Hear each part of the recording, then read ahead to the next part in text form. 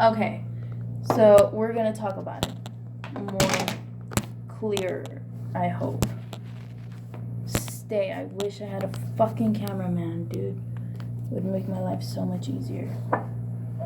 Because this is so important to me and it's okay. Stay there. Sorry, phone. Okay. The nature of sexual abuse. There's going to be someone who is it could be your father, uncle, aunt, older sibling, boss, church guy, what's that called? Priest or whatever the fuck? No disrespect. A cop, just someone up there. Someone that's up there, if you know what I mean. They have more power, which is why it's called sexual abuse. Okay, for you ignorant motherfuckers, okay? So,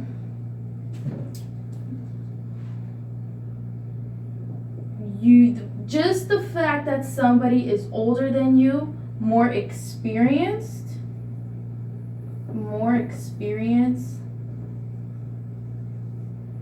they already know where you're at mentally. If you are not in the space, like let's say you have autism, let's say you have some mental disorder, it is sexual abuse if the other person does not have the disorder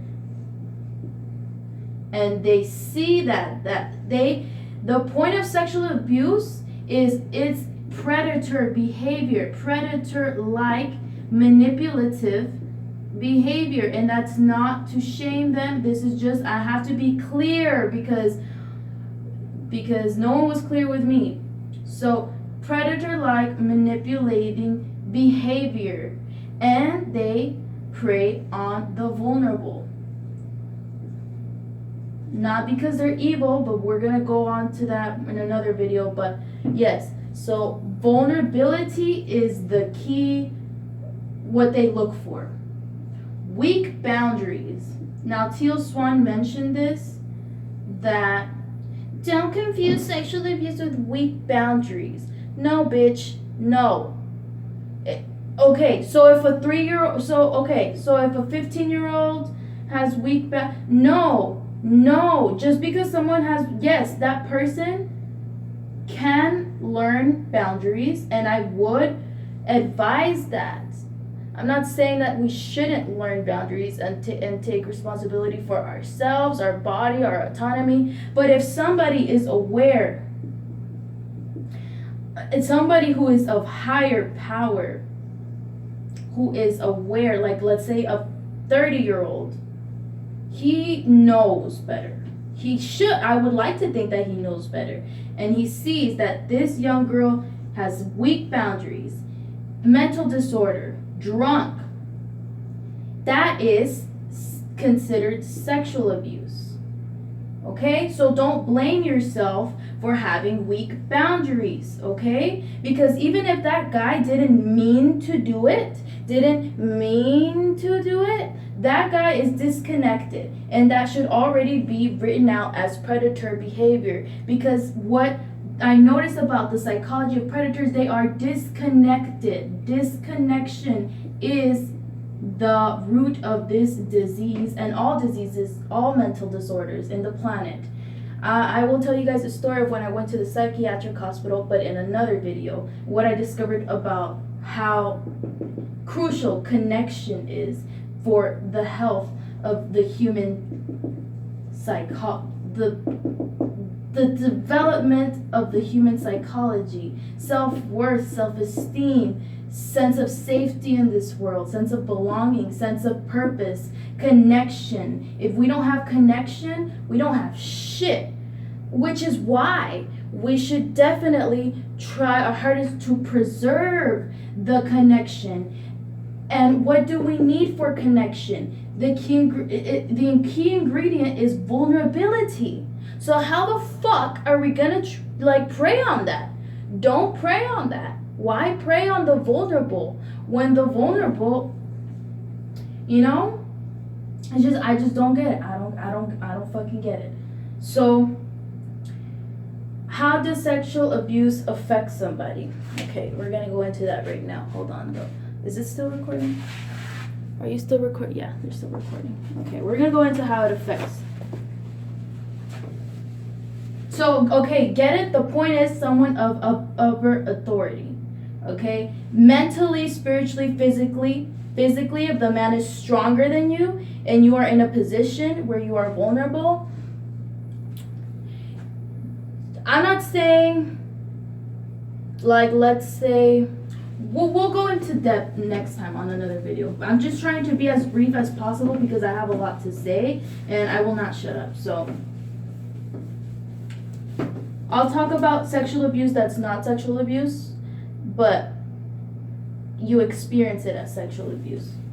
So let's say you definitely just did have poor boundaries, but you still experienced it as sexual abuse. We're going to talk about that because you definitely need healing in that case, especially if you already had prior history of sexual abuse, sexual trauma, prior sexual trauma history. That does not mean that it's your fault for having weak boundaries, because that's re-traumatization for the person that is victimized, whether or not they were victimized physically, objectively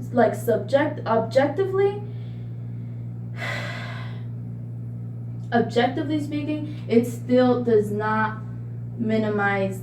We should not minimize the trauma.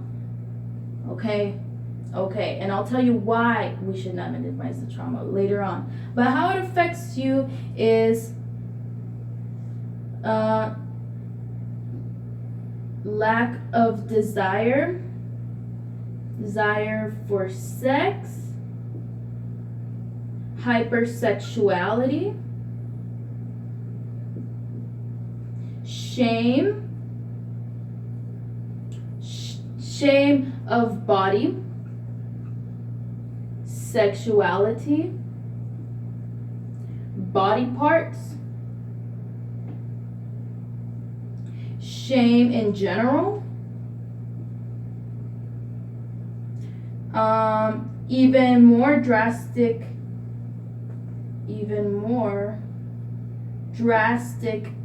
boundary issues can be a symptom because of the guilt that comes with the trauma, which is a result of self-blame, which I read online that is a defense mechanism.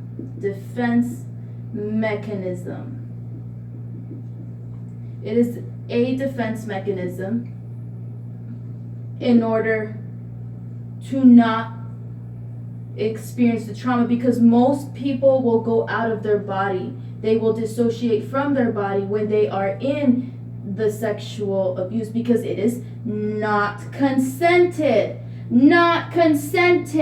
That is what sexual abuse is. So we don't get it twisted. We don't get words mixed up. We don't say, let's be clear about this, because I give a shit and I know how damaging it is to the psychology of a woman too, because women are more fragile than men. Yes, men can get raped too and all that, but being a woman is harder because you're smaller. Okay. So yeah, drastic boundary issues, or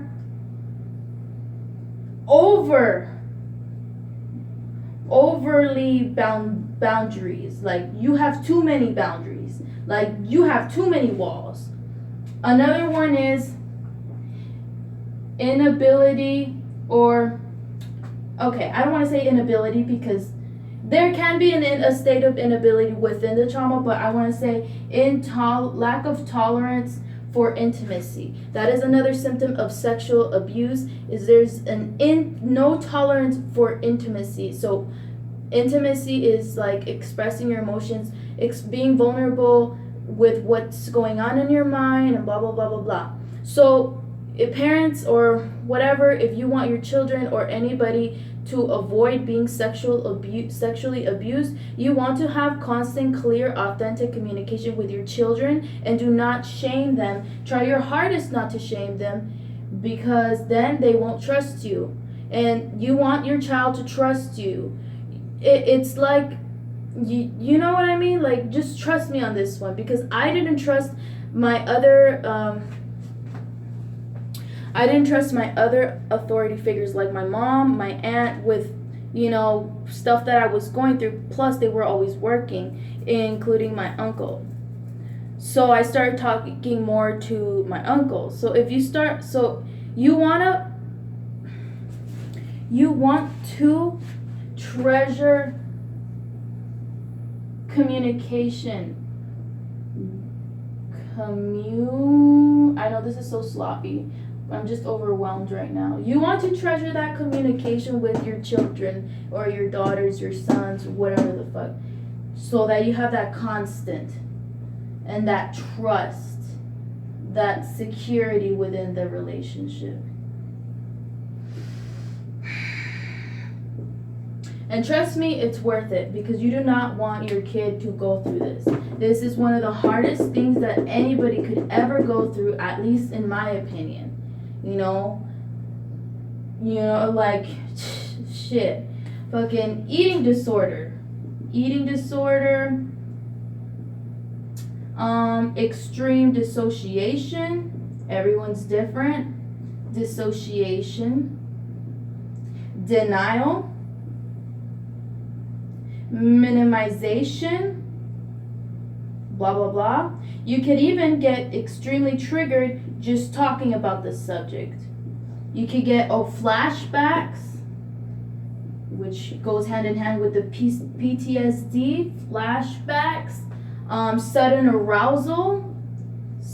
random arousal, like out of nowhere, sudden fear, PTSD, sudden anger, crying, panic attacks, lack of trust in others, which goes hand in hand with the lack of intimacy, no tolerance, drug use. That's a huge one, dude. Drug use, because that's a way of escaping from the body, as well as the psychological the mental condition that is a result of this. It's the aftermath, I would say. So these are the symptoms. There's probably more, but you can look that up on Google. Sorry, my hair. They will try to control, like bulimia, anorexia, any form of control techniques, OCD.